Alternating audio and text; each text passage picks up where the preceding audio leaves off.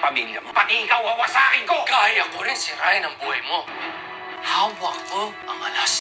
Kinagabihan naman ay hindi tinigilan ni Arisa na mag-message kay Cecil, dating sekretary ng daddy niya, kung saan nakiusap siyang kailangan nilang mag-usap dahil gusto niyang makilala ang mga nabiktima ng daddy niya at gusto niya silang matulungan, na sobrang nasiyahan siya nang mag-reply si Cecil at pumayag siyang magkita sila kinabukasan.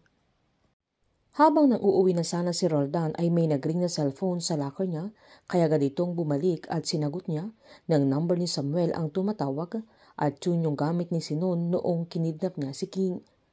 Agad itong sinagot ni Roldan pero walang nagsasalita, kaya mas nagalit ito at mas kinagulat niya nang pumasok si Samuel sa opisina niya at hawak-hawak din niya yung cellphone niya habang nagsasalita si Roldan, na agad niyang pinatay yung cellphone at nagtitigan silang pareho na hindi maitago ni Roldan ang galit niya, na agad niyang tinanong kung ano ang ibig sabihin ni Samuel, na agad namang sinabihan ni Samuel ng palaban na noong tinitignan niya yung mga libro ng kumpanya ay ang dami niyang nakitang discrepancies at unexplained earnings na hindi galing sa kanilang kumpanya.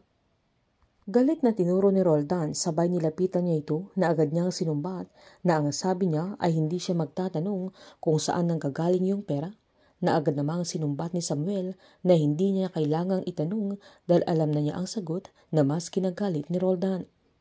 Nanggigigil na tinuro ni Samuel at sinumbat niyang alam niya na siya yung kidnapper dahil hinahabol niya yung laman ng crypto wallet na tinakas ng tatay niya at siya ang kasabat niya sa scam at malamang madami pang scams ang hawak ng kumpanya nila.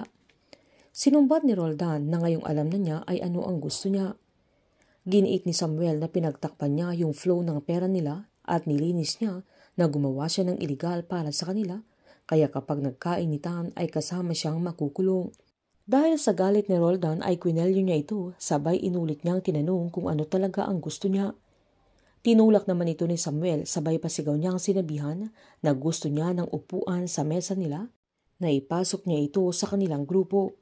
Sinabihan ni Roldan na gusto niyang pumasok sa grupo nila, na ang taas-taas naman ang tingin niya sa sarili niya at siya na ang nagsabi na siya ang nagpadukot sa anak niya, na sa tingin niya ano pa ang kaya niyang gawin, na kaya niyang wasakin ang pamilya niya, pati siya ay wawasakin niya. Palabang sinumbat ni Samuel na kaya din niyang sirain ang buhay niya, na baka nakakalimutan niyang hawak niyang alas, na hawak niya ang pera nila. Sabay pinura niya ito na kung tutuusin ay pwede niya silang isuplong sa mga pulis at makukulong sila, kaya mawawala din sa kanila ang lahat ng kanilang pera, pero hindi niya ginawa, na mas pinili niyang manahimik at maging loyal sa kanila dahil nilinis niya yung dumi nila at gumawa siya ng iligal para sa kanila.